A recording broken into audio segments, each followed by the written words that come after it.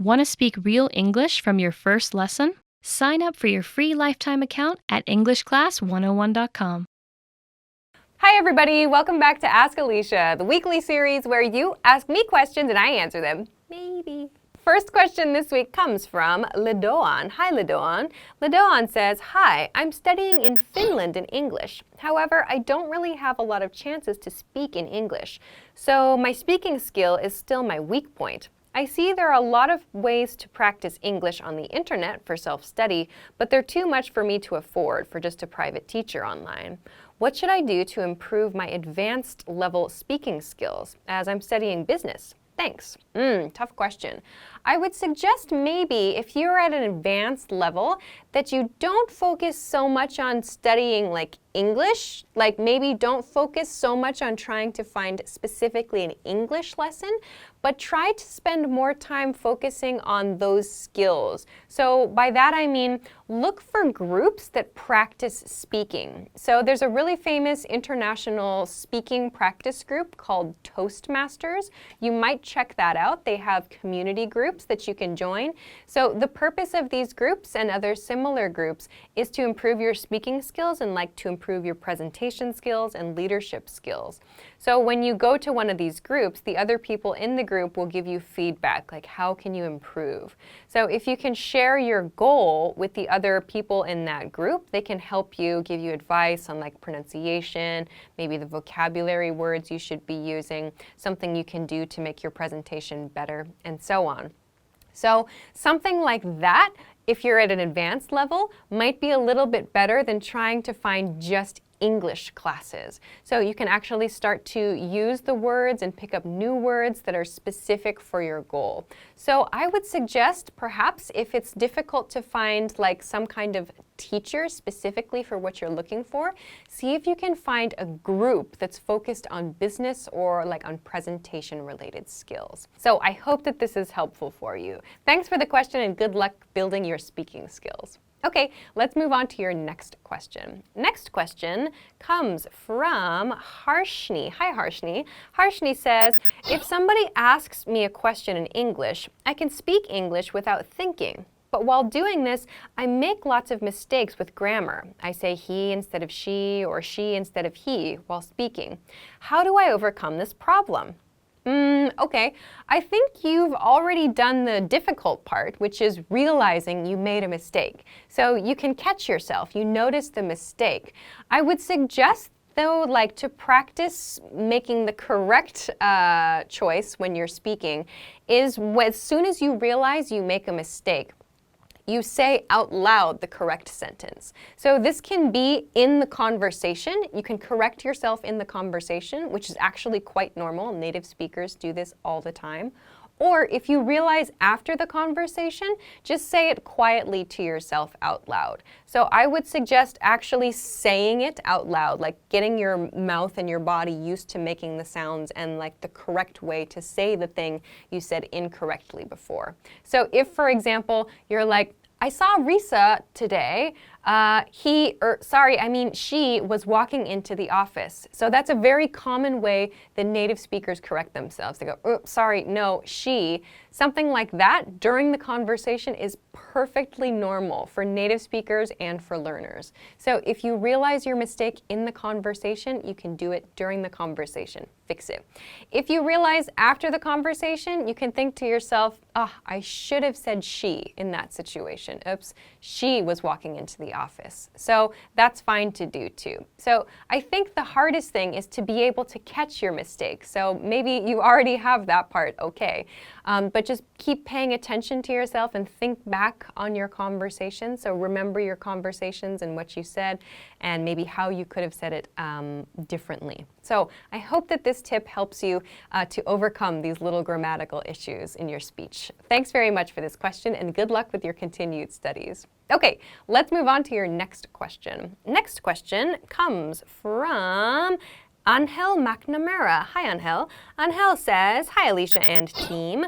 Could you please explain the meaning and the uses of the word hall? Thanks." Okay, sure. So there's the basic meaning, which is in the dictionary. So the verb to haul means to carry something or like to pull something or like to bring something, but we use it for like really heavy things or stuff that's hard to pull or hard to take, or we use it for things like when we have a lot of something. So if you imagine like moving from a house to another house and you have a lot of stuff, you can say, I hauled all my stuff to my new house.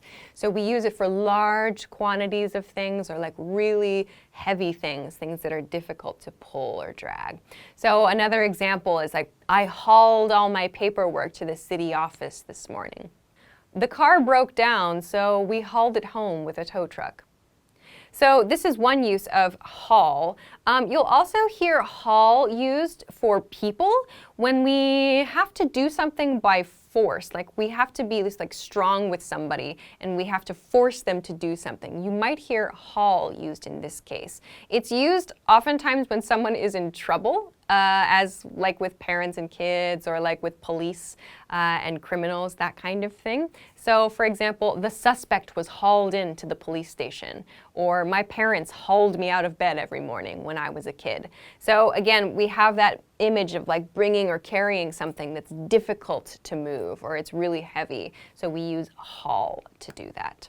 Okay, so let's move on though to a noun use of the word haul. When we use haul as a noun, it's often used to talk about someone's shopping from that day. Like they went out to a mall or something and they bought a lot of stuff and they want to share it. Often like they'll take a photo and post it to like Instagram or Twitter or something, Facebook, and they write, check out my haul, or look at today's haul, or this is today's haul. So my haul is the stuff that I bought that day, all this stuff. So it's usually something someone's excited about, like check out this haul from the makeup store, or I want to share my haul from the video game store, whatever that might be. Like they've got a collection of things or a few exciting things they want to share. They say, check out my haul or today's haul.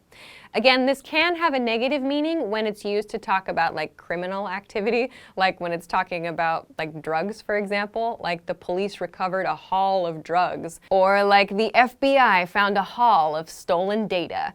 So haul can be used to mean a lot of something, in this case negatively.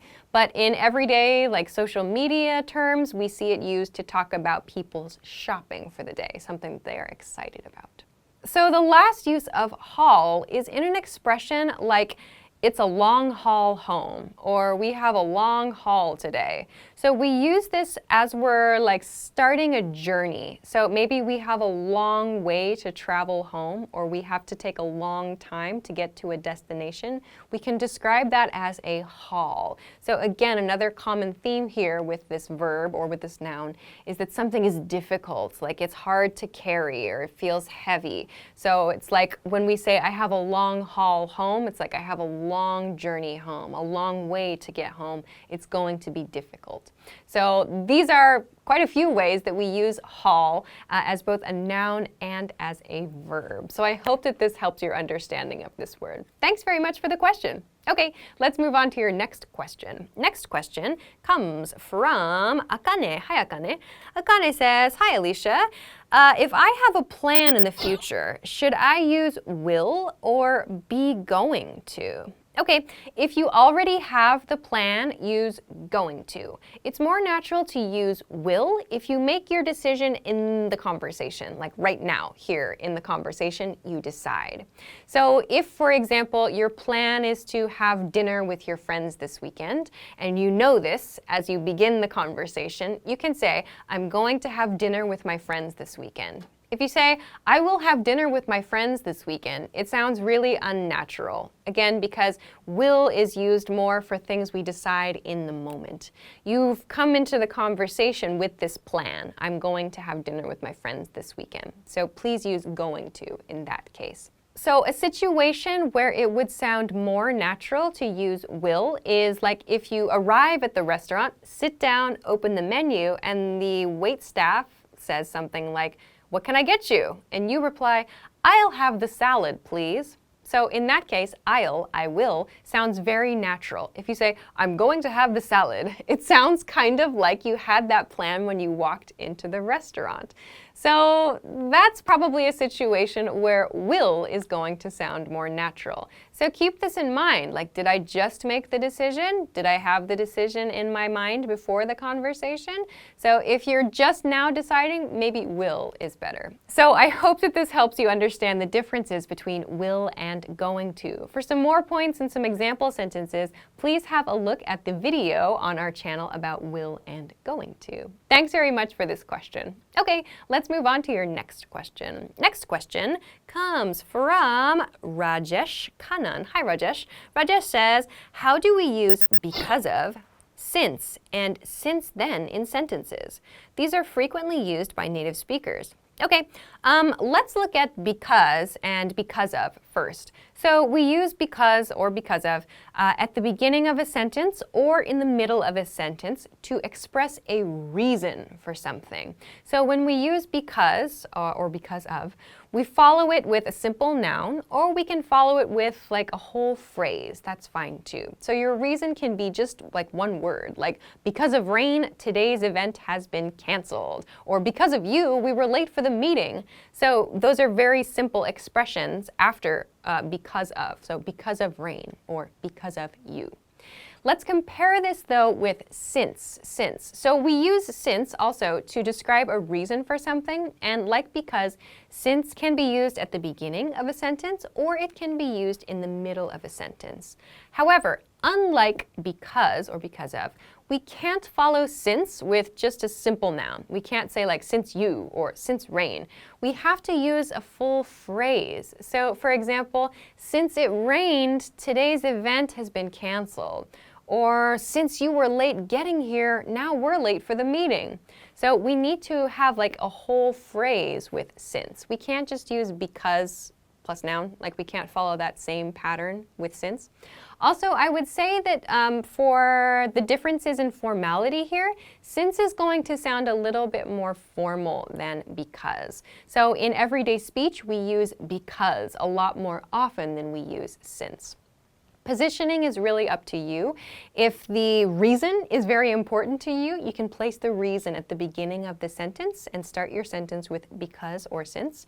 If the result is a little more important, you can put the result at the beginning of the sentence and then finish it with your reason. So for example, today's event has been canceled because of rain. Or today's event has been canceled since it rained. Lastly, let's talk about since then. Since then. So since then means from that time period up to now. So let's look at an example sentence. For example, I graduated from college in 2015. Since then, I've worked at ABC Company. So since then refers to the time period, or rather the point in time mentioned in the previous sentence. So here, I graduated from college in 2015. Since then, so since then means since 2015. From the point at 2015 until this conversation, I've worked at ABC Company. So since then describes that period of time from that point in the previous sentence to now. One more example of this. I finished work at 6 today. Since then, I've been sitting on the couch watching Netflix. So here, the time referred to by since then is 6 p.m. I finished work at 6 p.m. today. Since then, since that time, from that point in time until this conversation, I've been sitting on the couch watching Netflix. So we do not use since then to introduce a reason as we do with because or because of or since. Rather, since then is referring to a point in the past relative to now. So please keep this in mind when you are choosing between these words. I hope that this explanation was helpful for you. Thanks very much for the question. Okay, that is everything that I have for this week. Thank you, as always, for sending your questions. Remember, you can send them to me at EnglishClass101.com/ask-Alisha. Of course, if you liked this video, please don't forget to give it a thumbs up. Subscribe to our channel if you have not already, and check us out at EnglishClass101.com for some other things that can help you with your English studies. Thanks very much for watching this week's episode of Ask Alisha, and I will see you again next week. Bye-bye. Want to speed up your language learning? Take your very first lesson with us. You'll start speaking in minutes and master real conversations. Sign up for your free lifetime account. Just click the link in the description.